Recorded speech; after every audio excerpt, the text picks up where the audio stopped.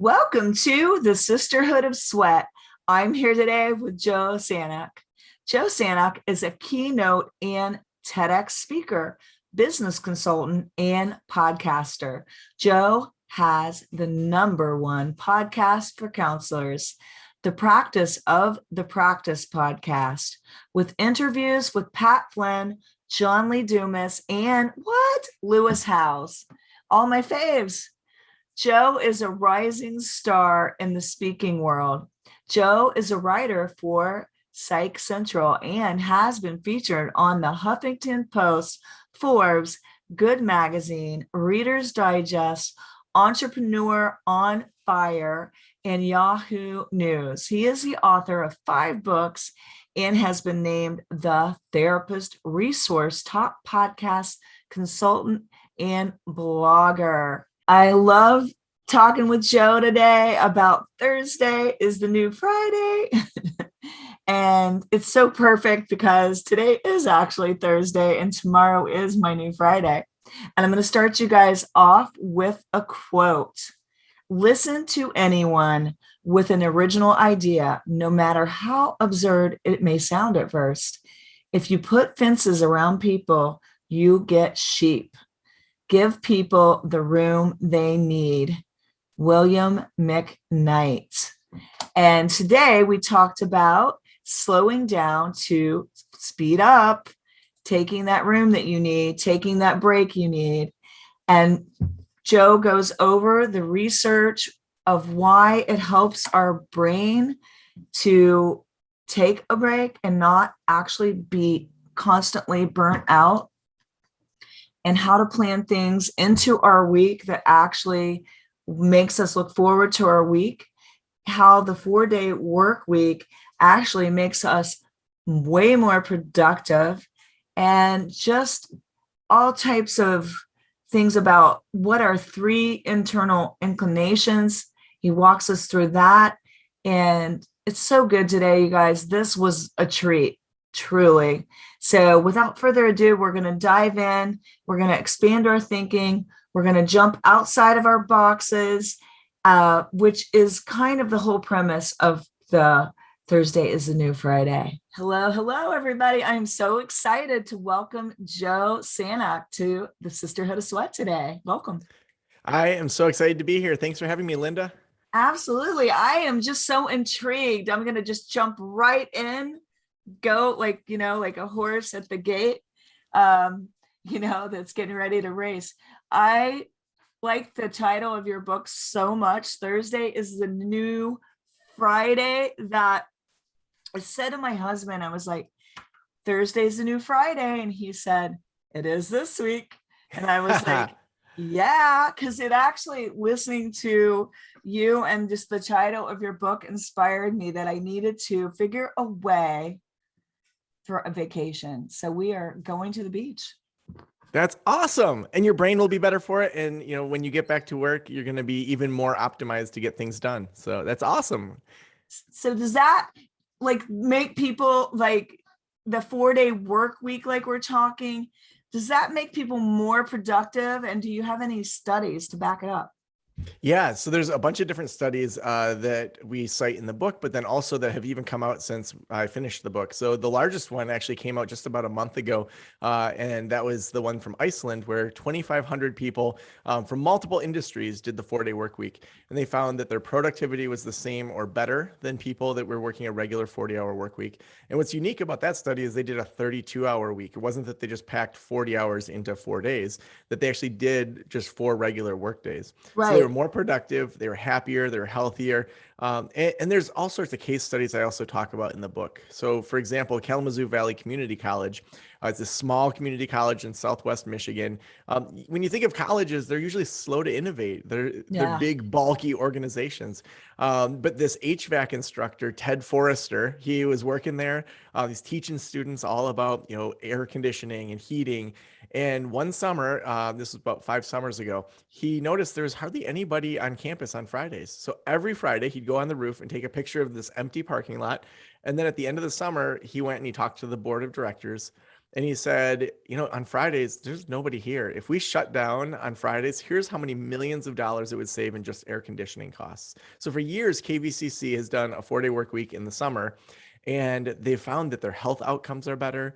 They found that staff are happier, and that, when you think about longevity, like who's going to want to leave a job that they know that they can work a 4-day work week in the summertime? So then even just thinking about the replacement time of if someone leaves, it just is better overall, and they're saving millions on air conditioning. So over and over, we're seeing that the neuroscience shows it, as well as case studies are showing it.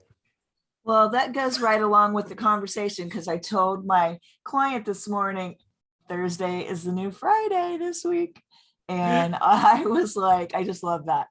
I was like, like, what questions do you have for my guest today? And she wanted to know, are people more productive? And then she told me about GE, I believe it was GE, a corporation around here that literally put in like food and snacks and a gym, and you were allowed to work out when you wanted to during the day and go down and eat if you needed to like take a break, and that they were so much more productive just because of that. And I think the also thing, if I knew I was off on Friday and I'm only working 4 days and I'm getting a 3-day weekend, I'm psyched. I'm like gonna crush it during the week for Yeah. that free time. And also, right, it makes you more creative. What about you getting our creative juices flowing? Yeah, absolutely. Well, and I think that's one thing that we're seeing is that instead of just kind of limping through the week and having half-worked days or days where people are talking to their coworkers unnecessarily long, people are starting to realize, every minute that I'm not being productive is time I'm stealing from my family. And so if you're a solopreneur, it's like if I'm just dinking around on the internet and not really getting things done, like I could be with my daughters, I could be working out, I could be having downtime and meditating, I could be hanging out with neighbors. All that time that I'm wasting are things that if I just got things done quicker, I could actually have a full day or more that I then am able to do my best kind of work. And so frequently we're just burned out from the week. And then we spend the weekends not even thinking about how do I optimize my brain for next week. And so we're running to soccer practice, we're doing grocery shopping, we're not intentionally even slowing down. And then we're burned out going into Monday morning and we do it all over again. And then we wonder why we're not happy. And really, if we flip it and we say, well, let's start with slowing down.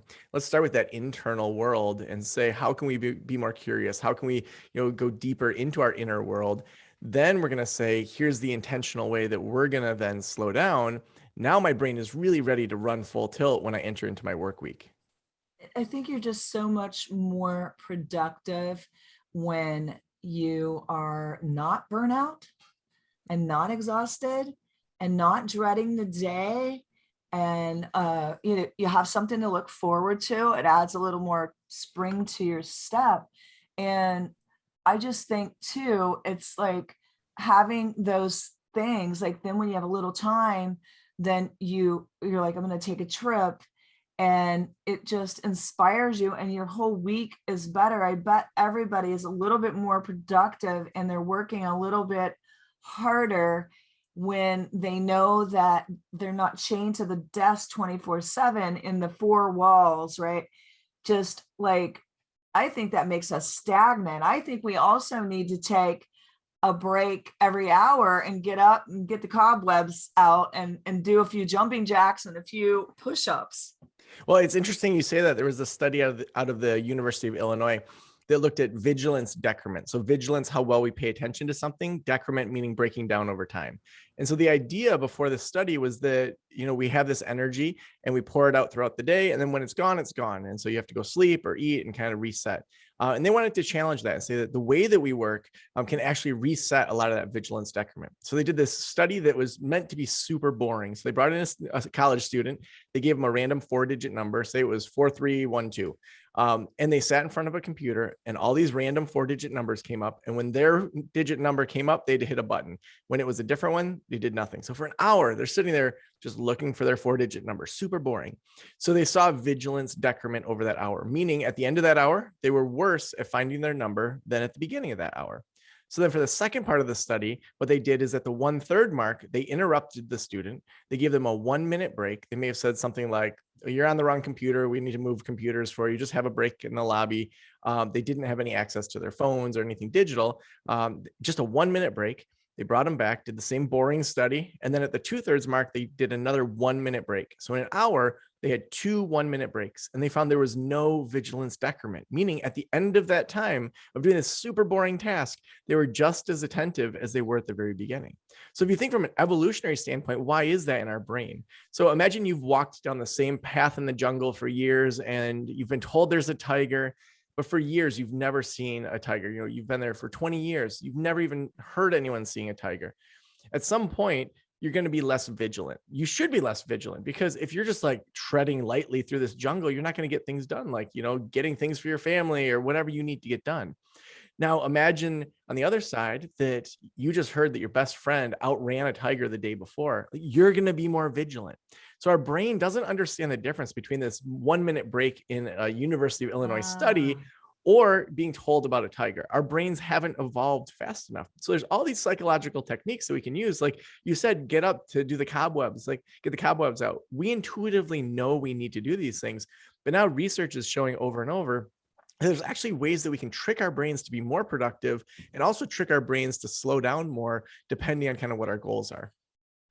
Well, I also think like I was in sales for a really long time before like I opened my gym. And I just think like you can get that done. Like I was just in there, did it. I left for 2 weeks and I was still the top salesperson. So I think I didn't need to be there from 9 in the morning till 9 at night. And that was just like so many hours and you get burnt out.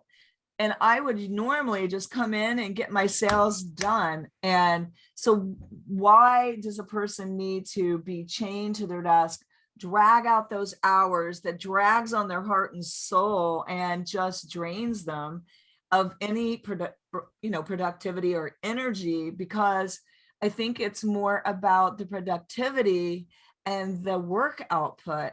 And you've got some brains research in your book about how the slowing down actually does boost the productivity. And how does that work exactly? Yeah, so I host an event every summer called Slow Down School, and I think we really enact the brain research in how we do this. And so these entrepreneurs fly into northern Michigan. We pick them up in a big yellow school bus and drive them out to Lake Michigan. And for 2 days, we genuinely slow down. So you can't use your phone except to take pictures. They know ahead of time so they can have an assistant call or kind of field things. So for 2 days, we go hiking. I bring in massage therapists, yoga teachers. We partner with a local chef that has partnerships with all these farmers. So really great food. One vegan lady said that it was the best vegan food she had had, and another lady was keto, and she stayed in ketosis all week. So I figure like we help everyone stay happy. So for those couple days, we slow down, and then on Wednesday, Thursday, and Friday, we run full tilt towards their business. And so we talk through their sprint types and how do you get more done. And I remember this one year, this guy, Michael Glavin, who he's a therapist in Chicago. He has a great group practice. He helps a ton of couples. He'd been in a mastermind group with me, and every time he had a hot seat, he would talk about how he needed to write a book about his method for couples therapy. And he just wasn't making it a priority. He didn't do that work, but he was doing other work. He was keeping up with his business, but it was just kind of keeping the plate spinning. But he knew that this book was going to be something that could really launch him more nationally. And he came to Slow Down School. He slowed down for a couple of days. And in our first sprint, we all talk about what we're going to work on during this 20-minute sprint. He goes off and he comes back and reports. And he had outlined the first 9 chapters of his book with 3 to 5 points under every single chapter. And so what happens is when we give ourselves a time limit in regards to what we're going to work on, it then unlocks in our brains just this aggressive run fast, because we know that we can sprint. But most people, similar to personality types, don't know their sprint type. And so there's actually, the science is emerging that we have certain sprint types that help us to get more done. But a lot of times we hear sprinting or batching and we just aren't doing it correctly. And so we think, oh, that doesn't work for me. But in reality, it's just that people haven't really figured out their sprint type. Well, I think a lot of times we're just flying by the seat of our pants. and we haven't used a strategy. Like, especially like sometimes women are multitasking. They're getting their hair and makeup on, they're getting the kids ready for school, they're grabbing something, a coffee through the drive-through, then they get to work, and it's just they're trying to make it. But like, if you can have strategy surrounding your life and your day and think about it from the end working backwards, like, what do you want at the end of the day? What do you want your life to look like? And just listening to you, I don't remember what show you're on, but it just like made me think too. A lot of times we tell ourselves why, well, that works for Johnny or Susie, but that's not going to work for me because I have to do all this. But the thing is we can figure out if we need a vacation. Like, I thought, I'll just Zoom workout from the beach. I'll do whatever. We need to get out of here and have a break. Yes. And I think like being on a break again, it just opens up your horizons. Your mind stops thinking in the box. Now let's talk about that. Yeah, well, I think you really touched on something there when you said that doesn't work for me because these other people do it. So let's just think about what the industrialists gave us. And so in the late 1800s, early 1900s, the average person was working 10 to 14 hours a day, 6 to 7 days a week. Terrible schedule. So in 1926, Henry Ford, to sell more cars to Ford employees, he instituted the 40-hour work week. So less than 100 years ago, this thing that we think is solid, it just came out of nowhere. So Henry Ford thought people are not going to buy a car to get to work faster, but they will if they go have a weekend to go do fun things. And it worked. So lots of 40-hour work weeks then started. That's become our norm. So that was a big step forward for the evolution of business and humanity at the time, to go from working these crazy schedules 6 to 7 days a week to then a 40-hour work week. Now we have outgrown that. And so when we have people say what you just said, how people look at other folks and say, well, that won't work for me. That's good, because the industrialists viewed us as robots and machines that were all the same. And so on one side, we often have these productivity books that are prescriptive. They say, here's the 5 steps to do this. And then we read and we're like, well, but that doesn't really apply to me. Whereas my book is more of a menu saying, let me teach you how to think, how to do experiments so that you can then start to apply it for yourself, because you're a smart person. Right. And then on the other side, so we've got these productivity books, but then on the other side, we sometimes have these woo-woo books that say, make a vision board, manifest it to the universe, but don't do any work. No, that's tapping into something true, that we do need to slow down. We do need to have vision for our lives. But, when we bring both sides together, like in Thursday is the New Friday, we're slowing down. But then when it's time to really kill it, we have the strategies to say, okay, let me look at that menu and figure out for myself what I'm going to institute from that menu. And it's all about too, like, I don't think it's necessary. How companies just downsize, and then everybody's doing everyone else's job, and it's like all this stress. I think it's more about expanding your thinking and realizing, okay, if we're going to do this job, but we're going to do it in less time, how do we do that? Well, we delegate. We delegate, and everybody's getting this 3-day weekend. So everybody's a little happier and they're a little less burnout to the job. And don't you find like some of these strategies, like delegating, I'm sure you don't do everything. How could you be successful and run a practice and have a book and have a podcast? Yeah, well, and I think that's really what you're tapping into, is the big shift from that industrialist mindset for businesses into more of an evolutionary mindset. So it's not just me that's growing and evolving, it's my entire team. And so every single year, a couple times a year, I'll ask each of my team members, first, what's one thing or a couple of things that you absolutely love doing that you want to keep on your plate? Like, I love these things, I want to keep doing them. Second, what are things you hate that you want to take off your plate? And then third, what are areas that you're growing or want to grow or get extra training to expand your position? So in the past, the industrialists would have given us a job role with a bunch of bullet points that says, here's what your job is. If you want to make more money, you got to apply to be a supervisor. Or if you hate your job, just leave and go to a different job. And so it's set up this really terrible dynamic where for people to be happy, they had to either leave their job or had to become a supervisor.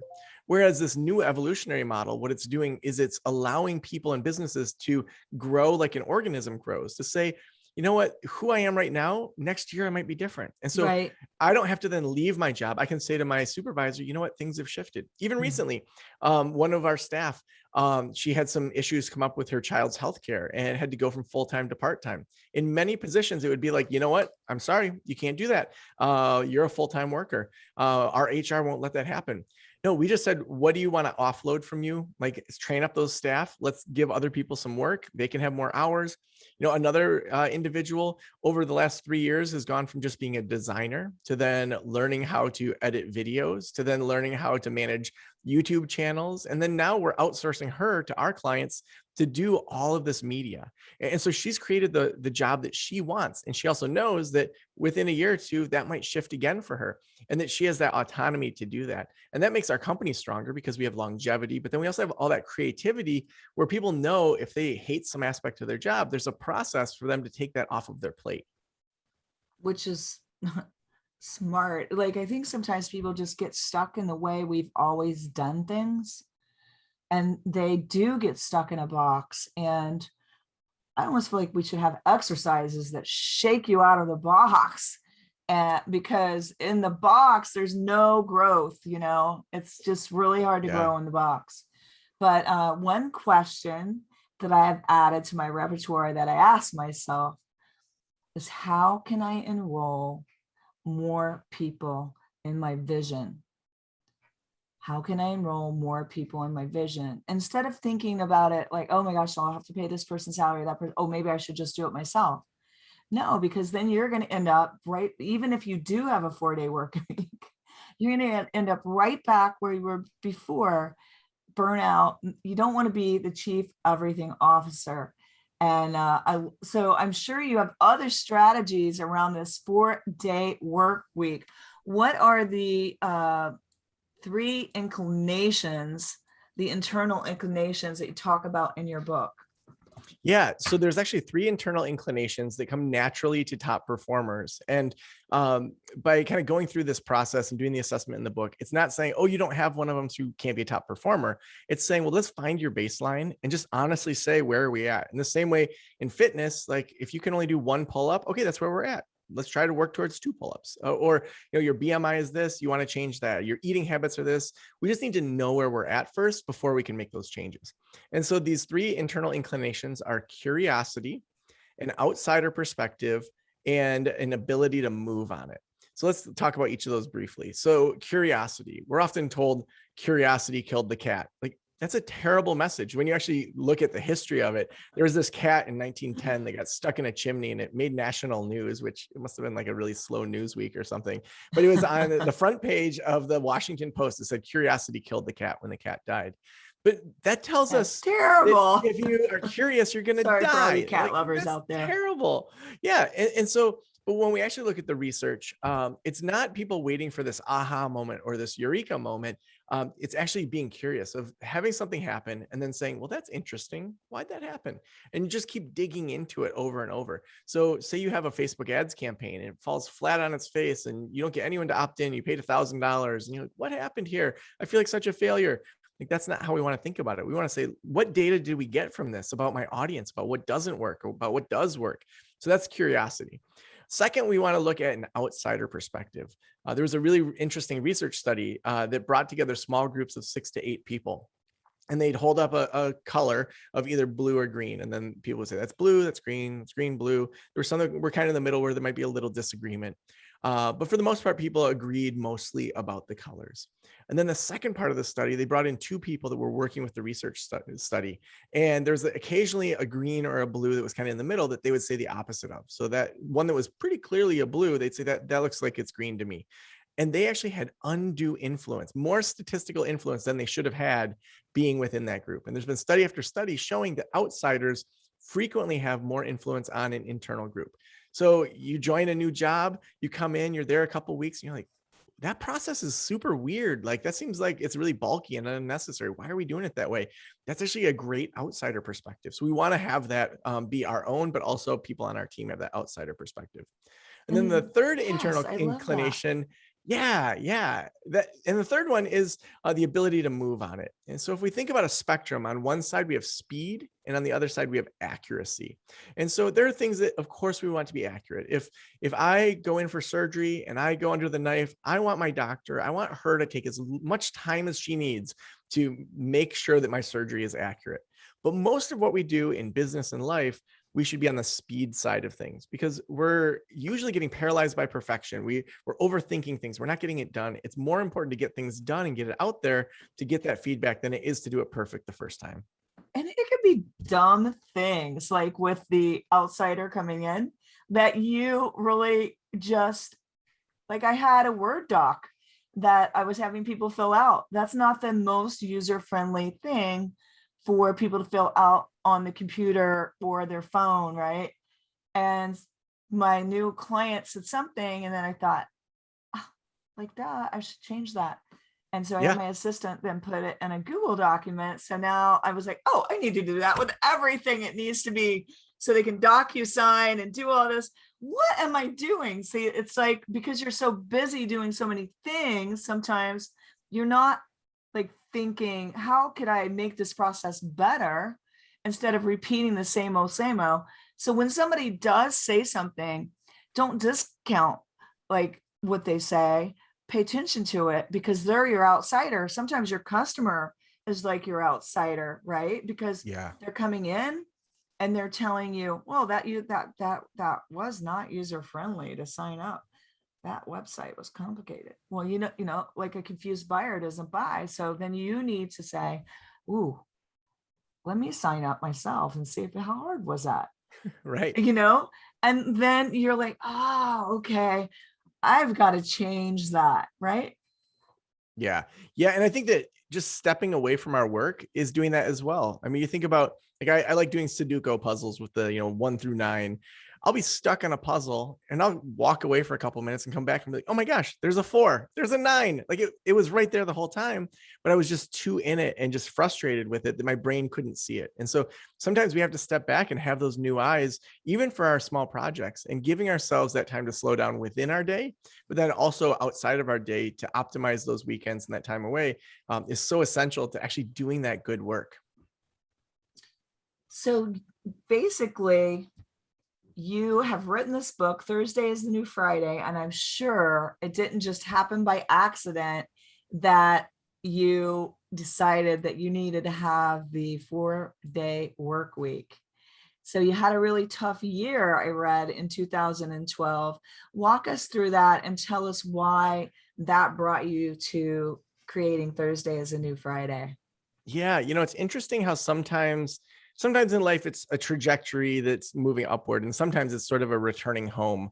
And for me, I think back to my freshman year orientation of college, and they said, "All right, it's time to schedule your classes." And I asked, "Do I have to have classes on Friday?" And they said, "No, you can do whatever you want. This is college."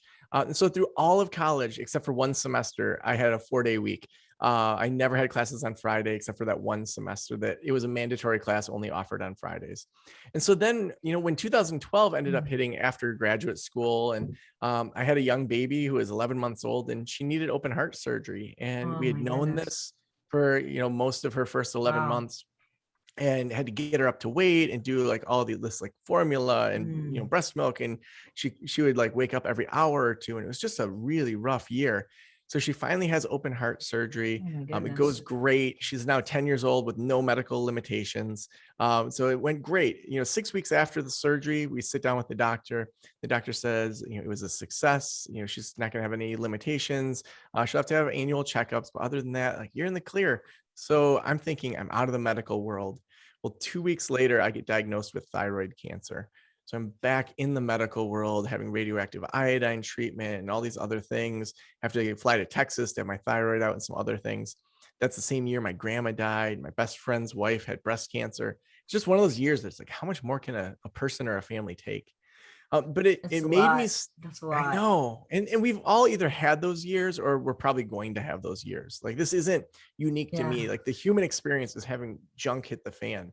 Yes. Um, But it made me say, do I want to keep doing what I'm doing? I had just launched my podcast. I had just launched a new website. I was working full time at a community college. And the tough part for me was that I didn't hate my job. I got, paid to do some amazing things. Like in the summer, I got to take students sailing and I got to do counseling and innovate programs. And my boss was super just accommodating in almost every way. So it wasn't a running away from a job I disliked. It was actually, I have, a good job or I could have a great future, which actually made it more difficult. And so the central question for me was, do I stay here and never know what I really have inside of me, or do I leave and potentially fail? And for me, that idea of leaving and potentially failing was more important to go after than to stay comfortable and to never know. So as soon as I left that full-time job, when I was fully in control of my schedule, I started with a 4-day work week, thinking I'm going to go back to what I had back in college and just see. I'm going to do it as an experiment for the summer. That's a big thing I talk about. You'll hear me say over and over is experiment. You don't have to make a decision and then stay there. You can always change it. And so to experiment that first summer, and every month was financially better than the month before.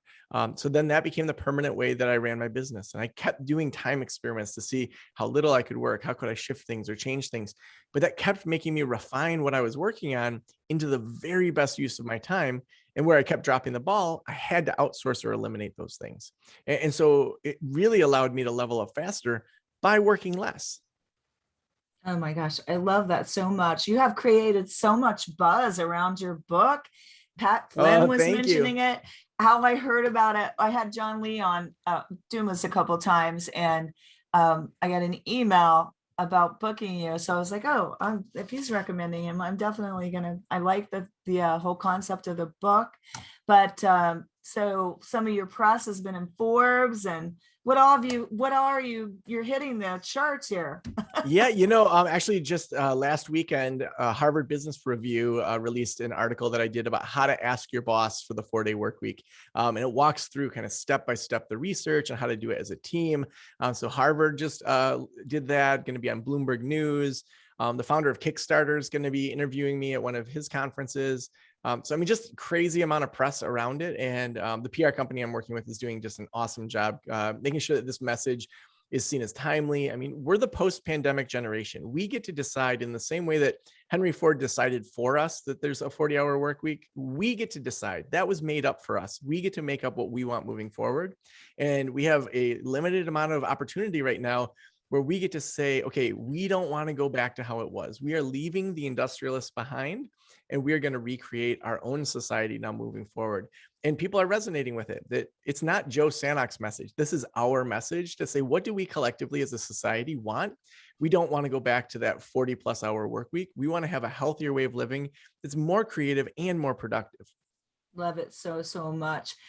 Well, it is the top of the hour, and Joe is a busy man right now with all of the buzz that your book is creating, your practice, and trying to adhere to your 4-day work week, right?